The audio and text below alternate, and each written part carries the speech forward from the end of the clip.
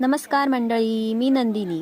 आज आहे नागपंचमी। नागपंचमीच्या सर्वांना हार्दिक शुभेच्छा। आज मी तुम्हाला चॉकलेट फ्लेवरचा स्पॉन्ज बनवून दाखवणार आहे, तो पण प्रीमिक्सपासून।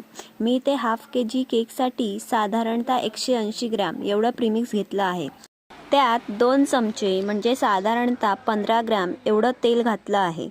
थोडं थोडं पाणी घालून मी दाखवली आहे तशी कन्सिस्टन्सी करून घ्यायची आहे।